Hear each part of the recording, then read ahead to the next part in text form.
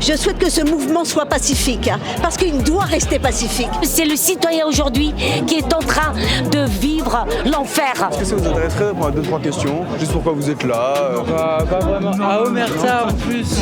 On a déposé une motion de censure à chaque fois qu'ils ont fait un 49.3. Ils ont fait 10 49.3, j'ai déposé 10 motions de censure signées, voilà. On est dans un régime bourgeois où il y a une classe de la population qui est à tous les droits. On a l'outil pour faire condamner nos élus, mais personne ne le fait.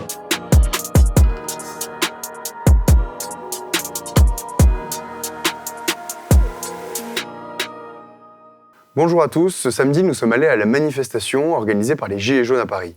Dans un contexte de forte inflation, de l'augmentation des prix de l'énergie et de la réforme des retraites, le mouvement des Gilets jaunes va-t-il redémarrer? Nous sommes allés à la rencontre des manifestants pour en savoir plus sur eux. Bonjour monsieur, bonjour madame. Bonjour. Pourquoi est-ce que vous êtes là aujourd'hui, tout simplement?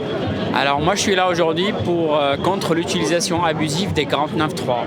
Oui. Donc le gouvernement a utilisé 10 49.3 depuis la rentrée septembre 2022 contre la représentation nationale du Parlement. Je souhaite que ce mouvement soit pacifique, parce qu'il doit rester pacifique. Mais on ne peut pas admettre dans notre pays qu'il y a tout un pan de gens qui travaillent à s'user la vie jusqu'au bout et d'autres qui ne font pas grand-chose. D'accord, qui sont subventionnés, tant mieux, puisqu'on est un pays social. Et puis d'autres encore qui s'en mettent plein les fouilles et qui nous mentent. Moi, à titre personnel, j'ai voté Macron par défaut contre l'extrême droite. Et je trouve que Macron ne cherche pas du tout le consensus. Pour moi, on n'est plus en démocratie. Aujourd'hui, les partis politiques doivent s'unir. Doivent s'unir pas pour des idées à eux, mais pour l'intérêt général de la population aujourd'hui. On vit aujourd'hui l'inflation, l'économie, elle est en rade, le chômage, le travail. Donc on est dans une situation très critique aujourd'hui. C'est le citoyen aujourd'hui qui est en train de vivre l'enfer. C'est pas eux.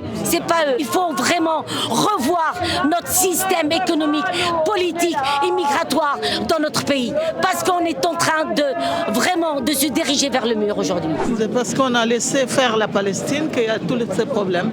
Le problème, c'est l'injustice. Et l'injustice dans le monde augmente. Le pouvoir d'achat aussi, c'est pareil. Les Palestiniens, ils n'ont pas le pouvoir d'achat. Et si on laisse faire là-bas, on va faire ici la même chose. Pour vous, c'est des questions qui sont plus internationalisables, Oui. qui doivent être vraiment traitées pour le monde entier, plus que pour seulement la France? Tout seul, on n'arrive pas. C'est le capitalisme contre le peuple. Et le peuple, c'est partout, c'est eux qui souffrent. C'est pour ça qu'on est là. On en a un peu à ras-le-bol de cet ultralibéralisme qui détruit tout le bien social. Voilà, tout ce qui est les retraites, tout ce qui a été gagné petit à petit pour le bien commun a été détruit par ces gouvernements successifs libéraux. Les Gilets jaunes, bien sûr, sont à l'origine de cette manifestation, mais je crois que vient se greffer des tas d'autres mouvements, des tas d'autres gens qui partagent le ras-le-bol de la gabegie qu'on vit aujourd'hui. On arrive à un moment où se réalise la réalité de ce qu'est l'ultralibéralisme. Les gens commencent à le vivre, commencent à comprendre ce vers quoi ça nous mène. Et je pense que c'est le début de quelque chose. Ouais. Voilà. Et là, par exemple, tout à l'heure, vous me disiez que vous étiez un petit peu étonné qu'il puisse y avoir un drapeau palestinien dans la manifestation. Non, mais je cherchais à savoir, Ah, voilà, je ne comprenais pas. Et on lui a posé la question, elle n'a pas voulu nous répondre. Donc c'est pour ça comme vous, j'ai vu que vous aviez réussi à lui tirer un peu les verres du nez. Je venais vous demander... Est-ce que ça vous intéresserait de répondre à 2-3 questions? Juste pourquoi vous êtes là Pas vraiment. À Omerta en plus. Bonjour madame, pourquoi vous êtes là aujourd'hui? Alors aujourd'hui particulièrement, on va dire, par rapport à tout ce qu'on nous annonce, et notamment la retraite qui va arriver, comme ça va pas aller en s'arrangeant, je crois qu'on va y être un petit peu plus souvent encore dehors. Ouais. Moi je suis un membre du mouvement pour une écologie populaire et sociale. Donc on est un mouvement qui existe depuis 3 ans, qui s'est créé à l'issue du mouvement des Gilets jaunes, avec vraiment l'idée d'associer la lutte écologique, qui est une lutte de survie pour tout le monde, avec les classes populaires, avec de la démocratie directe. Pour nous, c'est important de participer à ce mouvement qui reprend aussi avec la réforme des retraites, qui est annoncée. 65 ans, c'est une honte. Il y a des gens qui meurent au travail avant ça. c'est quasiment impossible de trouver du travail. Et puis surtout, vraiment, on pousse les gens à travailler toujours plus, alors que le travail, c'est pas écologique. En réalité, des mesures écologiques, ce serait une retraite à peut-être à 55 ans plutôt qu'à 65 ans. Est-ce que vous ne trouvez pas des fois que, par exemple, dans le contexte actuel des énergies, justement, le côté peut-être trop écologique, des fois pas suffisamment réfléchi, a amené justement à avoir une électricité qui aujourd'hui explose? L'écologie dit depuis longtemps que le nucléaire, c'est pas une solution viable à long terme. Qu'est-ce qu'on voit là aujourd'hui? L'une des raisons pour lesquelles c'est aussi cher, c'est parce que les centrales, elles tiennent pas. La moitié des centrales fonctionnent pas en ce moment. Cet été, il y en avait quasiment aucune qui fonctionnait. Est-ce que c'est pas justement l'écologie qui a poussé à pas suffisamment les rénover, pas en construire plus? Parce qu'on continue de les entretenir, mais là, elles sont trop vieilles. La question, c'est que si on avait Du coup, vous pensez qu'il faut en construire plus? Je pense pas qu'il faille construire plus de centrales. Je pense qu'il faut construire il aurait fallu, avant, s'orienter vers les renouvelables qui, elles, seraient pas en carence. Parce que qu'est-ce qui s'est passé avec les centrales? C'est qu'il a fait trop chaud cet été, les rivières étaient sèches, et du coup, on pouvait plus refroidir les réacteurs, on a dû les arrêter. On est dans un régime bourgeois, où il y a une classe de la population qui est à tous les droits. Franchement, Bernard Arnault, il avait loué le Louvre pour faire une fête privée à un moment donné. Mais de quel droit? Je veux dire, il se prend pour le nouveau roi Soleil. C'est pas possible. Mais Bernard Arnault, il crée aussi des emplois quand même pour des gens justement qui sont peut-être au chômage, qui ont moins de moyens. Est-ce qu'il n'y a pas aussi un côté positif à leur travail, leur action, et à ce qu'ils montent des grosses entreprises comme ça? Mais c'est pas eux qui créent la valeur. C'est le travail qui crée l'entreprise. C'est le fait qu'il y ait des travailleurs. Chaque année, ils baissent le nombre d'emplois dans ces entreprises. Donc faut pas croire que c'est des bons samaritains qui font ruisseler sur nous leur bonne fortune. C'est absolument pas le cas.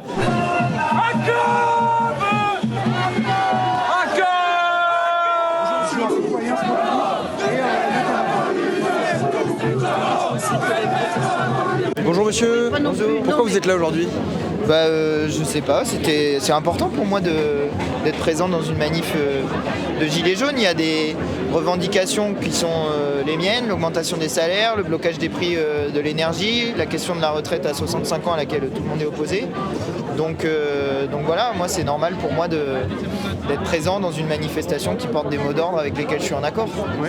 Et pour vous aujourd'hui, il n'y a pas que, on va dire, des personnalités très engagées politiquement, mais il y en a aussi beaucoup qui ne croient pas forcément aux politiques. Qu'est-ce que vous leur dites à ces gens-là? Mais je leur dis que ça va peut-être vous choquer, d'une certaine manière ils ont raison. Moi je pars de ce principe-là, je pars du principe que si jamais les gens n'ont pas confiance dans la politique, c'est qu'il y a quelque chose de pas correct qui se passe dans la politique. Et donc c'est quoi pas correct? C'est qu'il y a des gens qui font des promesses qui ensuite les trahissent. Quand François Hollande par exemple nous avait promis que son adversaire c'était le monde de la finance et qu'à la fin il fait une politique qui va dans le sens de la finance, c'est une trahison de la parole politique. Et donc après les gens ils disent alors on vote pour eux mais ils font l'inverse. Les gens ont raison de penser ça. Moi, mon mouvement, on a déposé une motion de censure à chaque fois qu'ils ont fait un 49.3. Ils ont fait 10 49.3, j'ai déposé 10 motions de censure signées, voilà. Et le problème, c'est que tout le monde ne les vote pas. Et notamment, ceux à qui il faut demander des comptes, en réalité, c'est les Républicains. Parce que les Républicains, ils prétendent qu'ils sont dans l'opposition, mais quand arrive une motion de censure, ils la votent pas. Donc vous êtes quand même prêt à quelque part à voter d'un commun accord avec le Rassemblement national pour justement pouvoir censurer le gouvernement? C'est pas d'un commun accord, parce que moi j'ai aucun point d'accord par ailleurs avec le Rassemblement national. Par exemple sur la question des salaires, moi je propose l'augmentation du salaire brut, qui permet d'augmenter aussi au passage les cotisations, de financer la retraite, financer la sécurité sociale.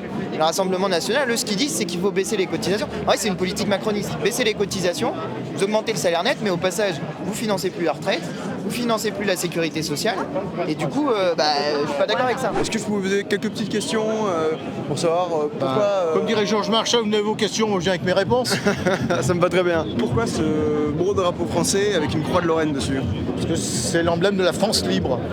Concaténer les résistants autour d'un symbole. Voilà. Pour vous, aujourd'hui, la France doit résister? Bon, les Français, la France. C'est les Français qui doivent résister. Pour vous, ils sont à la hauteur? Beaucoup, ils sont en mouton, hein, donc voilà. Tant que la merde tombe pas sur leurs arpions, ils bougent pas. Donc quand d'un seul coup, ça va pas, ils disent qu'est-ce qui se passe. On a beau les avertir longtemps à l'avance et expliquer comment tout ça marche, ils s'en foutent un peu. Et donc pour vous aujourd'hui, il y a vraiment des problématiques telles qu'on peut dire qu'il faut entrer en résistance. C'est quand même un mot qui est très fort. Bah, si on n'est pas d'accord avec quelque chose, on a le droit de manifester, de dire qu'on a un désaccord. Je pense que normalement c'est le principe de nos supériorités, de notre civilisation occidentale, la controverse, le débat, etc. Bonjour monsieur, pourquoi vous êtes là aujourd'hui ? Parce que je suis là depuis 2018, je manifeste depuis 2018 et je pense que c'est important d'être là aujourd'hui pour exprimer sa colère et pour éviter que ma génération et les générations suivantes soient dans la même merde que nous aujourd'hui. C'est-à-dire que moi j'ai 24 ans et à 24 ans je suis dans la merde. Qu'est-ce que ça va être à 40 ans, même à 65 ans ? Vous croyez dans les politiques aujourd'hui pour faire changer les choses ? Non, clairement pas. C'est triste à dire, mais à chaque fois qu'on a fait changer les choses, il y a eu de la casse, il y a eu de la violence. On a bien vu avec mai 68, nos grands-parents, il y a eu des barricades, il y a eu des... Alors je suis pas pour la violence, mais malheureusement nos politiques ne comprennent que ça. Bonjour monsieur. Oui, bonjour.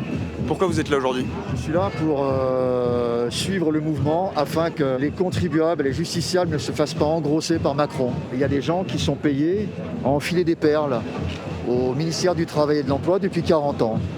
Voilà, c'est tout. Pour vous, les Français se font enfler par Macron ? Oui, absolument. Bien entendu, on a l'outil pour faire condamner nos élus. Mais personne ne le fait. Et est-ce que vous dissociez les politiques par exemple, de la police, de la fonction publique qui est là aujourd'hui ? Si je dis ceci, moi je dirais qu'il y a les donneurs d'ordre qui sont nos ministres. Point barre, c'est tout. Par exemple, les œils éborgnés, les mains explosées, les coupables, c'est Castaner et Darmanin. Donc vous aimez votre police, monsieur ? La police, elle reçoit des ordres. Elle reçoit des ordres, je n'ai pas... Pour moi, ce ne sont pas les coupables. Les coupables, c'est le ministre. Ce sont leurs donneurs d'ordre. Merci beaucoup. Merci beaucoup, monsieur. C'est bon ? Pour conclure, les nouveaux Gilets jaunes sont des personnes très différentes. Dans des manifestations cohabitent des politiques, mais aussi des citoyens qui ne croient plus en la représentation.